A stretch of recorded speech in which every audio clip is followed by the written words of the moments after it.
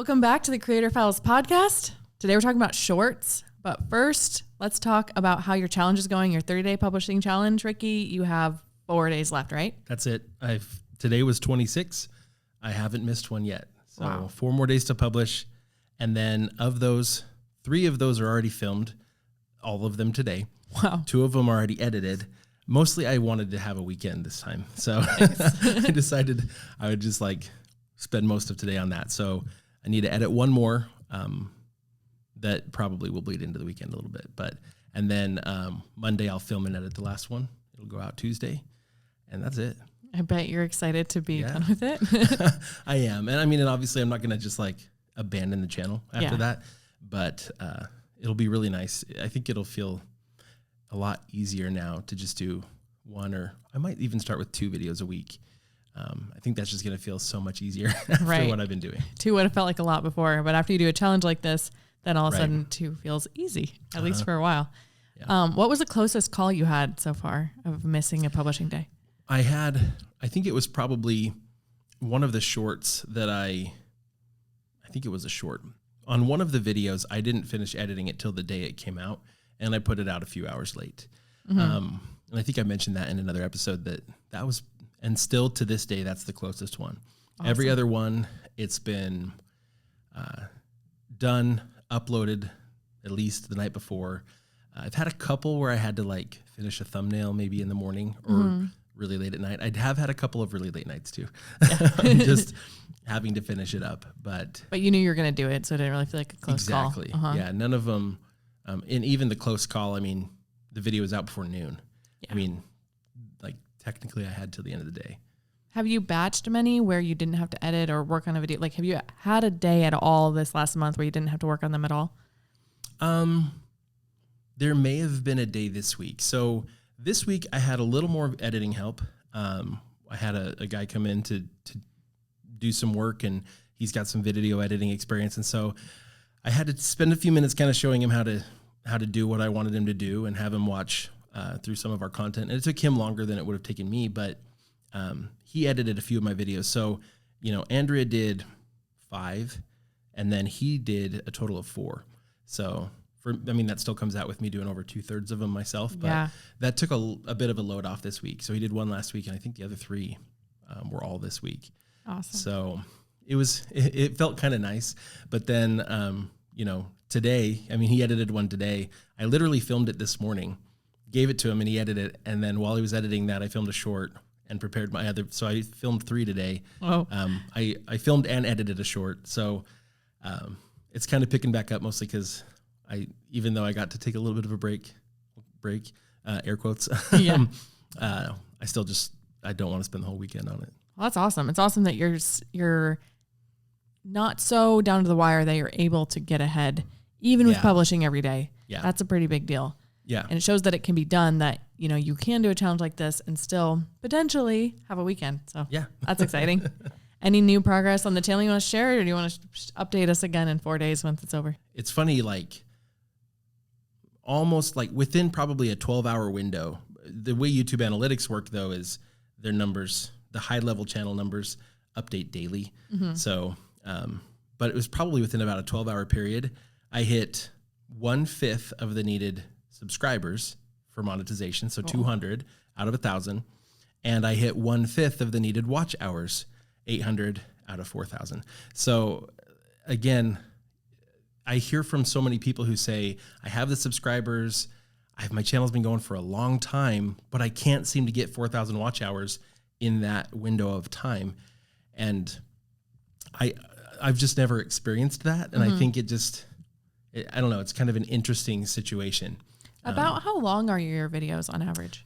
I have a pretty good spread. So I have some that are a full 20.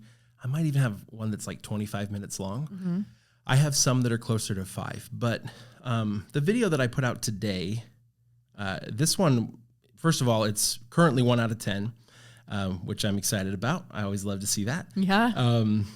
Oh, sorry, it was. No. Now it's 3 out of 10. Oh, wow. A couple other ones picked up more later in the day, but this is still what's really cool about it is this. Let's see. I want to see how long it is. I need to actually go to the video.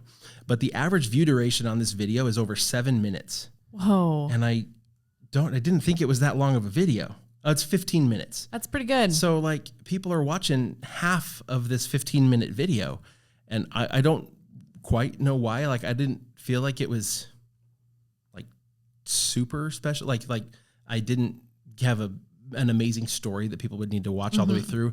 But I just think that probably with all of this practice and by having to edit my own videos, we talked about this a little bit last time, with having to edit my own videos and seeing like immediate feedback of my own work, my presentation has been getting better. My introductions are getting more concise. I'm not jumping in with a, hey, everybody, welcome back. I'm starting out right in the topic. And then after 10 seconds of that, then sometimes I'll be like, I might do a pause where I would put that little stinger or that splash screen up or whatever. And then I start out by, hey, welcome back. Yeah. I'm Rick, that kind of stuff. And so I'm still getting that friendliness there and introducing myself, but I'm just not doing it at the very beginning. Yeah. I want to hook people first, and we don't want to lose 5 to 10 seconds by saying hello. Absolutely. You want to tell them why they should stay, put that idea in their mind. Because you don't see that when somebody else edits your video. Nope. You kind of forget what it was like when you gave them the footage because they cut out as much as they can. But there's a difference between getting that right in filming, I think, versus in editing, because sometimes you just can't cut out as much when things are long-winded because you might miss something else important, but there wasn't a good time to transition. And it's worse all around. Even if you have the time in editing, it's much better to be able to get the pacing down. It really is. It's like so much better. Having to edit my own videos, I've experienced exactly what you're talking about. And I knew this before, but it's just been so long since I had to worry about it. Right. And our editors do such a good job. But it's oftentimes, you end up losing good content in order to try to get it shorter. And so I feel like I've gotten a little bit better at that over this month. That's exciting. Okay, so shorts. Your goal was it 6 shorts or less? It was 6 or less, yeah. And you have done 3 so far, correct? I've done 3. Okay, and are you planning on publishing more shorts? There's one more. I did one today, and I don't know, maybe the video that I film and edit on Monday too might be a short if I have a really good concept for one, but definitely under the 6. That's awesome that you didn't even use all 6 that you could have used. Right. Did you think about it a lot and just think you wanted to save them, or are you just so excited about getting out the long form content? Yeah, I think that's a big part of it is I just kind of wanted to get that longer form content out there, and I had plenty of ideas. So that wasn't as big of a problem. And so really the biggest time constraint has been the editing. And again, as the video presentation has gotten better, the editing's getting faster. In fact, the guy that's been helping me a little bit out this week with the video edits, I edited I filmed the video this morning. I gave him the files, and like an hour later, he's like, "Hey, I'm done." Wow. And I was like, "Oh, okay, that was quick." And I knew it would be a faster one to do, but it was really fast. And I'm like, "Oh, well, there were probably like 4 cuts, in the whole thing." And so then he just had to add in some titles, put some words on the screen, a couple of transitions, and but he just didn't need very much. Yeah. And that's an important thing to point out. We're not doing like crazy edits on this channel. This isn't a super high production thing. Nope. This is very doable for anybody to do like this level of production. Of course, you have a lot of experience with presenting and ideas and things like that. You have a ton of experience, but as far as like the actual technical ability of the edits and stuff, anybody could do a channel to this level. Yep. And it's not like unrealistic of, we're doing 20, 40-hour edits like we sometimes do on our other channels. This is something like anyone could actually do on their own. How long do you think each video is? I know it's confusing because there's batching and stuff, but how long do you think each video is taking you overall? Yeah, I think most of them, if I had to give an average, or I'm going to say if I threw out a couple of outliers, Yeah. Okay. Then I'm probably spending for me 2 hours an edit. Cool. The ones I've given to the other guy, he was spending a little longer, but he doesn't have as much editing experience. But even so, most of them were probably like 3 hours. I don't know how long Andrea spent on the ones she did. She took one of them though that was one of the first ones I filmed. had way too much footage, and I think that one took quite a while. So that's one of these outliers. And aside from editing, do you think that the total time to produce a video with the filming and planning and everything is under 4 or 5 hours? I would say, again, throwing out a couple of outliers. Yeah. Yes. Okay. Probably all in 4 to 5 hours per video. Okay. I had one though where I did a kitchen setup, 3 cameras, and then the thing I was making took hours, you know, so, and I was able to kind of leave it here and there, but it was still kind of like a all day production almost, just to get the filming done on those. And I did 2 of them. One of them I haven't even edited. It's not even one of my 30 because I was like, I'm just gonna use one of them for now. But yeah, other than that, most of them I would say have fallen into that 4 to 5 hour total, planning all the work and then editing and everything. It's funny because overall, 4 or 5 hours is not bad at all for a video. But imagining you doing that every day, right? That's a big chunk of a day. I mean, people set a goal of like going to the gym. That's not going to be 4 or 5 hours. No. Setting a goal to do something daily, that's going to be 4 to 5 hours every single day for 30 days straight. It's pretty tough. And that's where it's like, if you were going to do this sort of a challenge, a daily video publishing challenge, like after work, that's it's a lot, right? So, you know, I don't think it's very reasonable for people to expect themselves to do that unless they're going to just simplify even further. The other thing too is that the shorts, it was a lot less time than that. A lot of these shorts, you know, there was the one I did today, it was like yesterday my wife was like, hey, you should make a short about this. And I was like, okay. So I just got a little B-roll with my camera vertical at home. And then I came in this morning, I already knew basically what I wanted to say. I took, you know, I started it and then stopped and started and stopped and was like, okay, I need to just think through what are the maybe 3 things I'm going to say, you know? And then I refilmed it that way. I said each one, paused for a few seconds in between, thought through the wording, said the next one, paused for a few seconds. I mean, that whole process took me like 15 minutes maybe. And then the edit took me like another 15, maybe 30, but only because I then went and like added the transcript. I like, I did it all. Like I put the captions right on the video instead of relying like on YouTube's captions or anything like that. So like I took the time to make it look really nice. And even so it was like maybe 30 minutes of editing. So all in 45 minutes, uploaded, done. Like shorts are a lot easier. Yeah. Shorts are easier, but they require like kind of laser precision. Like that's like a 30-second short. Right. And it almost seems to me like shorts are a little more volatile and not necessarily because of the algorithm sometimes, but even with our own knowledge, it's like more likely to be hit or miss. Whereas a longer video, like you usually know it'll do decent. You don't know quite how well. Yeah. So that's a little risky with shorts. It is. And do you think that they're going as far, even the ones that are performing well? Do you think they're going far enough to be worth it to be part of your strategy?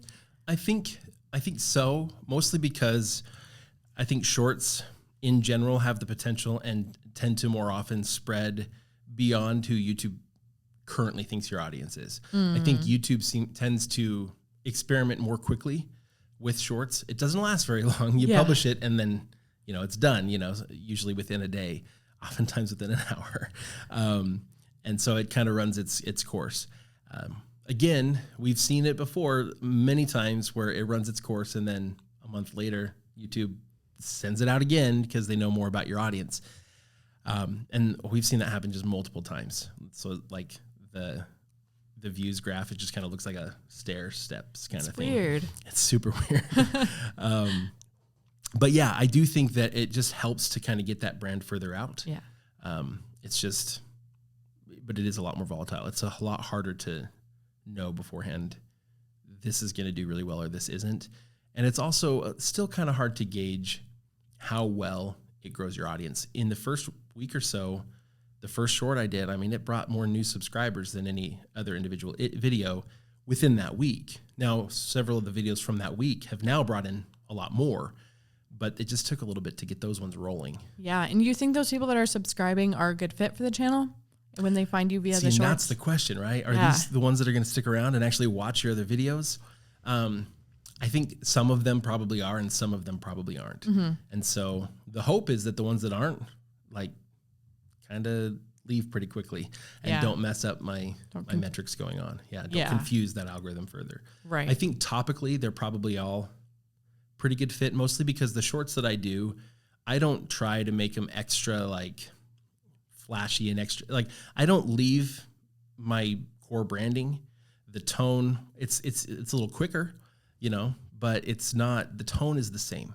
And the topics are the same. And so, people aren't watching my shorts because they're ultra entertaining or super funny. They're watching the short because, oh, I found that really helpful. That was good information on a topic that I'm interested in. And so I think topically they're the right fit. It's just a question of would they watch the longer videos. Right. That makes sense.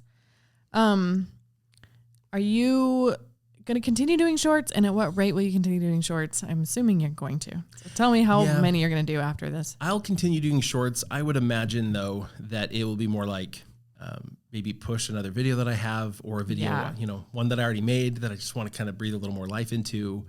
I think that will be the main strategy. It's just, or I could imagine if there was something that was like really topically relevant, there we go, relevant, but also timely. Anytime that there's something that happens in your industry and you can give a quick statement about it, just let people know here's what's going on, but also here's my take on it. That has a tendency to do well in a lot of informational spaces. You're the first one there, because you're able to get it out fast because it's short. And now that you're able to link shorts to a long form video, or link a long form video in your short, now you could even make the long form video a few days later, right? Link it in the short, and then you get there fast, but also maybe get some people to watch the long one. Maybe it ends up giving the short an extra boost. I don't know. That's true too. Yeah, it could. It'll be interesting to see sort of how that sort of stuff plays out now that YouTube's made that available to us. Yeah. Where, if I put out a long form video that's linked to from a short, will YouTube maybe say, oh, well, let's see how the short does again, even if it's already started to plateau? I don't know. Are you excited about that feature, or do you think it's probably not going to pan out? I'm excited that we have it. I don't know if the implementation, the way that it links, is going to actually lead very many people to click. Yeah. It's just this like little tiny link at the bottom of the video that's right next to the name of the channel. But I guess if somebody really liked it, or if in the short, you were deliberately using the short to try to push people to an existing video and you mentioned it in the short, I could see that, maybe not every time, but sometimes having just doing a fair amount to try to push more people to those videos.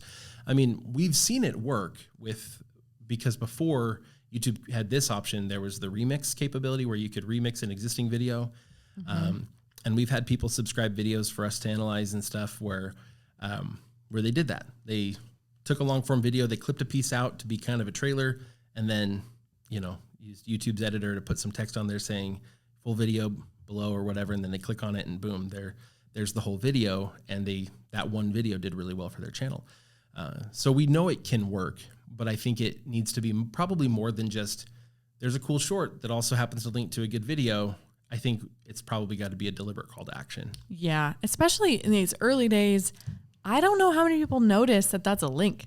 Yeah. It's not very obvious. No, it's not. Especially with all these other captions and the text and the title, it just blends in. It just this white text. And yeah, I think it'll take a while, but once people realize that those are links to long videos, it might pick up a little more. Yeah.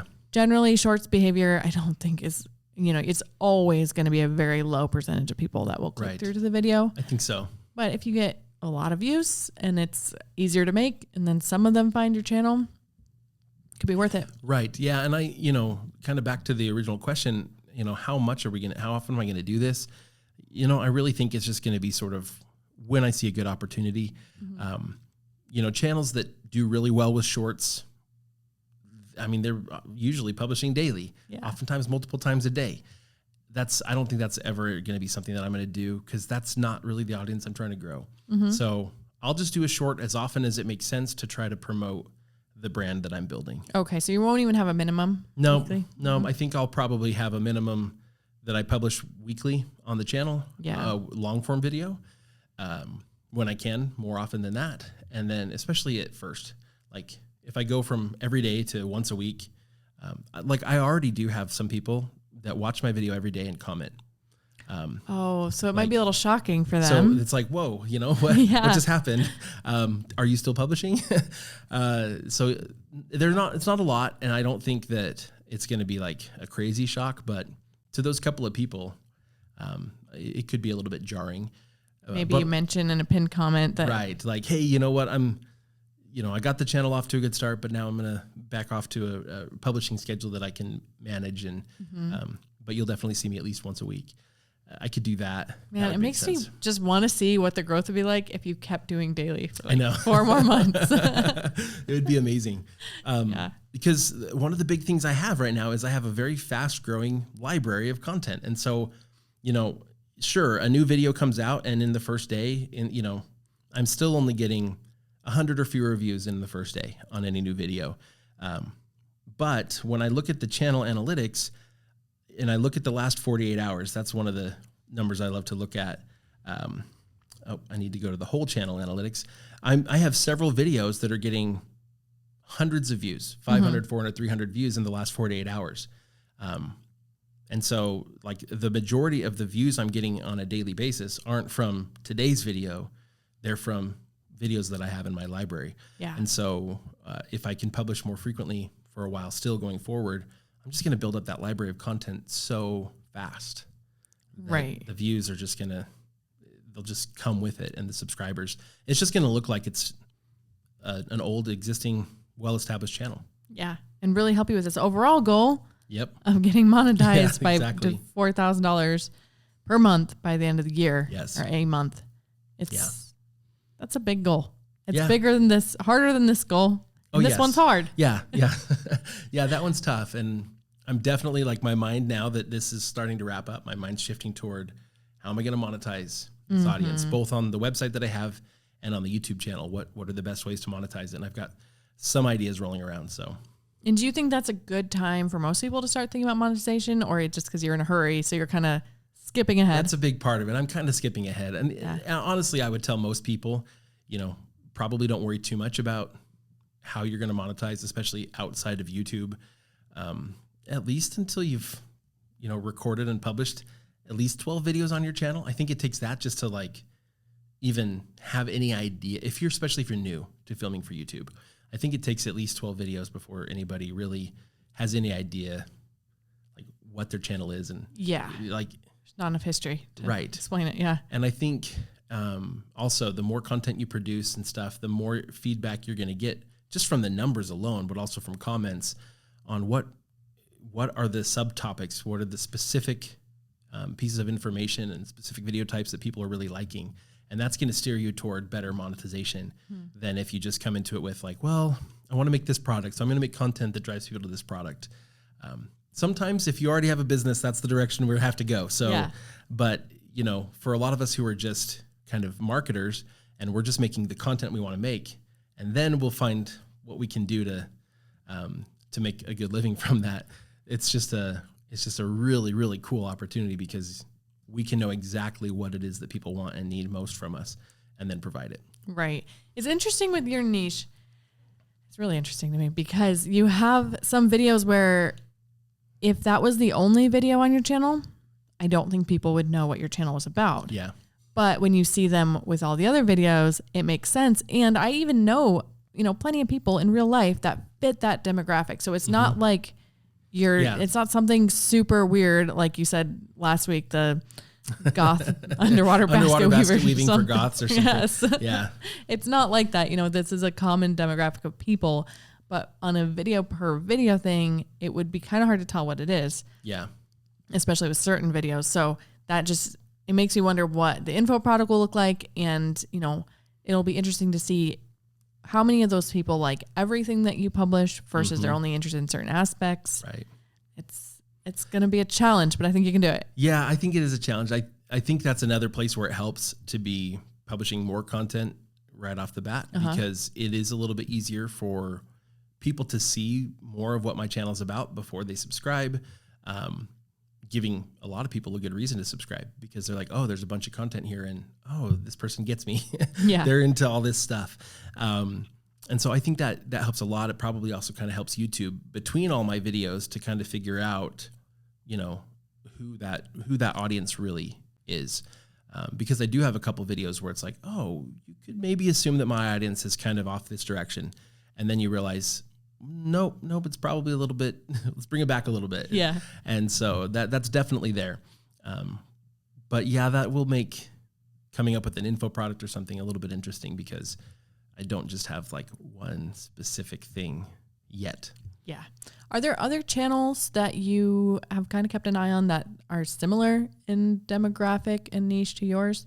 I think yours is a little unique in the angle, I'll say, that you're taking it for that niche. Most people in that niche have a different angle than you do. Yeah. But are there channels that are more similar to yours that you found? Not quite, but like you said, there are a lot of really successful channels that are kind of part of the broader niche. Mm-hmm. And there are some of those that I look at and sort of see. I haven't had to use them much for ideas for videos, mostly because I already have too many of them. Yeah. But I do take a look at them. I also don't use them to determine what to say because in my videos, I just want to, you know, share the information that I have and talk about things the way that I like to do them. So usually I'll only look at them if there's like something where I'm like, I'm not totally sure on this, if this is correct or not. So I'll get input, and, you know, validate the information that I have before I go teaching the wrong thing. But yeah, there are a few channels I look at and I just kind of see, you know, what are they doing? What's working really well? But none that are quite what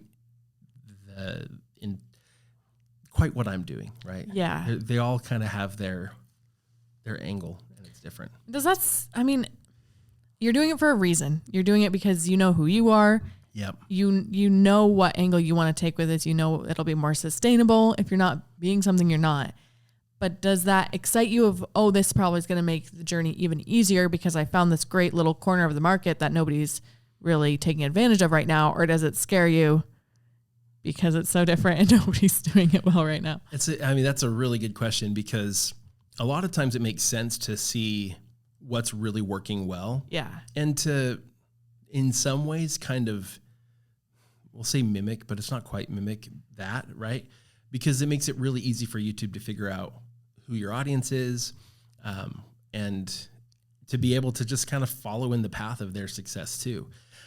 On the other hand, in the industry that I'm in, I believe that most people are probably more like me than like a lot of the other people on YouTube. I think they like watching those other people, and some of them, they really relate to them. I'm not saying that they're wrong, but what I think has happened is that because that's the content that's been on the internet for so long, and those are the people who put out the most content because they're the most like passionate about the topic. That's who everybody else thinks they have to be like. And so whether they are or not, that's what they assume. So that's how they create their content too. And so I actually think that there's going to be a big group of people, not all, but there's going to be a big group of people, I think, that find my content maybe even more relatable. But that's kind of a gut feeling I have. I don't know. I can't back that up with numbers. I think my feel on it is that you're right on that, which is really interesting. I think that could apply to a lot of different topics where people take an aspect of the topic, like you mentioned last week, that this one's usually quite grungy. Mm-hmm. So people take like an aspect of whatever topic, maybe you're doing makeup or quilting or something, and like you think, okay, well, this should be very feminine. You do the font, you do everything in this one way, or even lifestyle or cleaning or something. Yep. But maybe you don't have to just lean into the most obvious stereotype, I'll say, of whatever topic you're in. Yeah, it's really interesting. It's almost like finding the right balance between giving YouTube as well as people enough signals that, no, this is what my content's about. Right.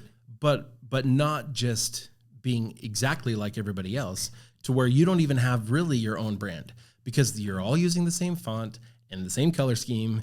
And it's like, I don't know. I mean, I come across so many channels where I'm like, oh, I didn't know this channel existed, but this video's got hundreds of thousands of views in an industry that I'm in. But I'm like, I've never heard of this channel before. Why? Wow. Oh, because when I look at all their thumbnails and I look at their channel and stuff, like it's just looks just like everybody else. Yeah.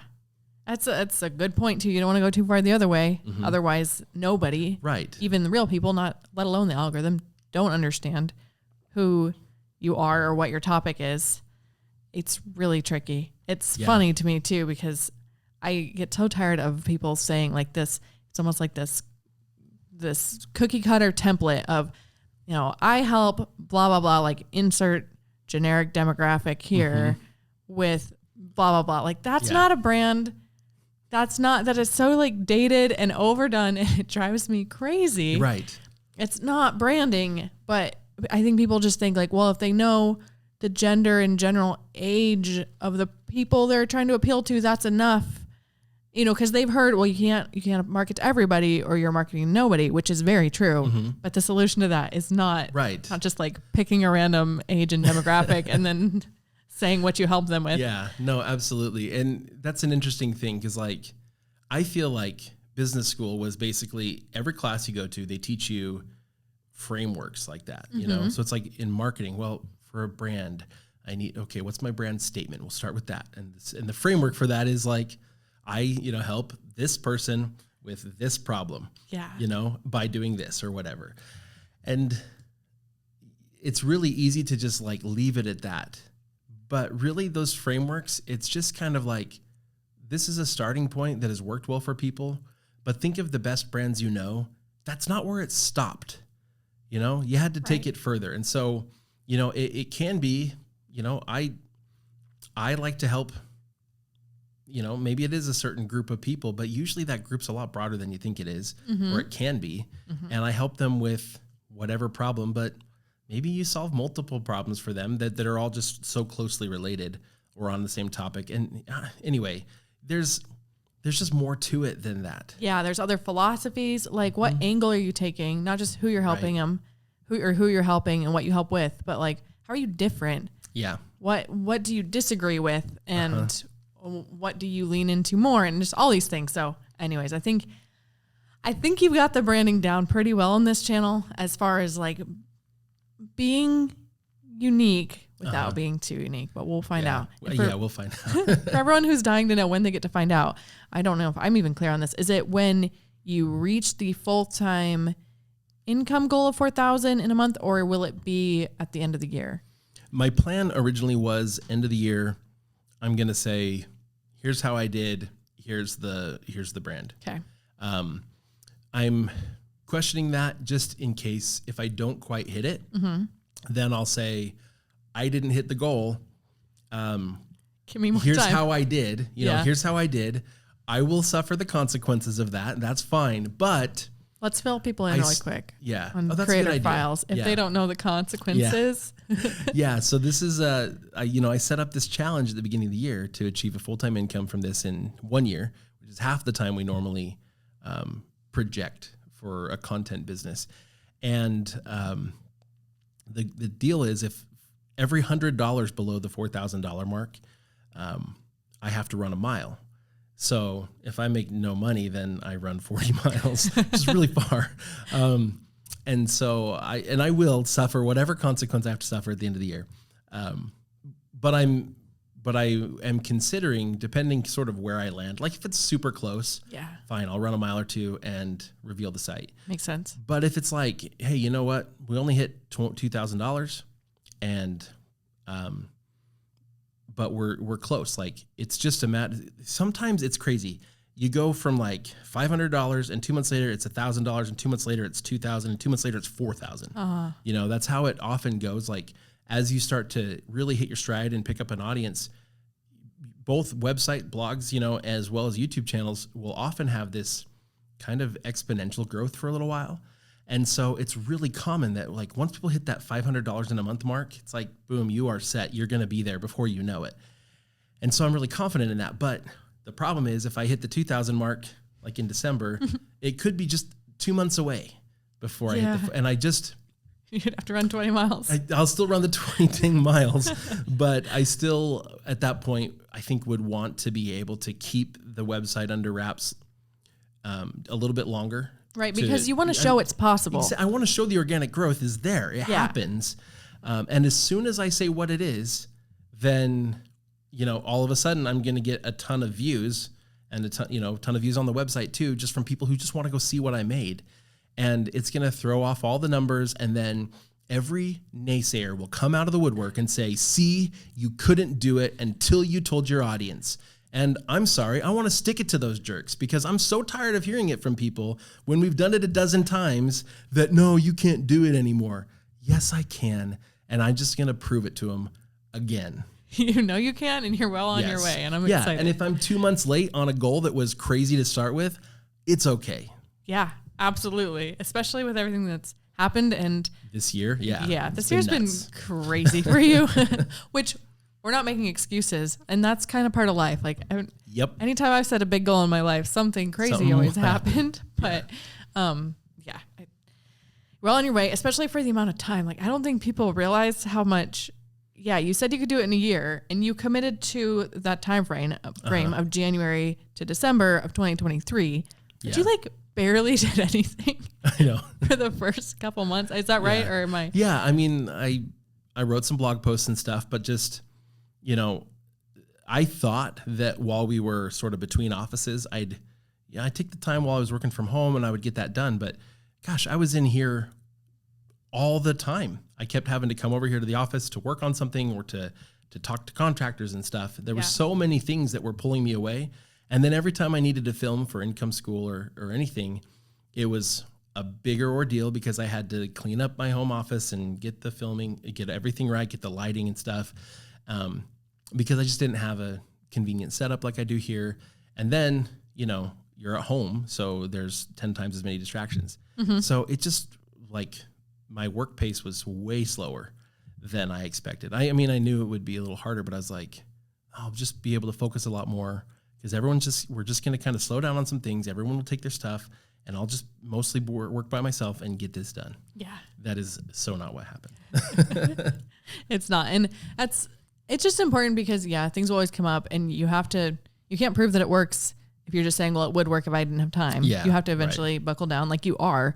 But I just think it's important to know. It's not like you have only gotten to this point so far and you were putting a ton of time into this site all year. Right. Like you barely buckled down. I'd love to continue to just really drive this channel forward. And it's just off to such a good start. Yeah.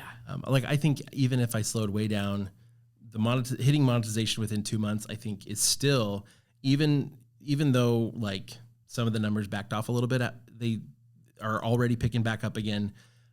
I think it's almost a done deal that that's going to happen. Wow.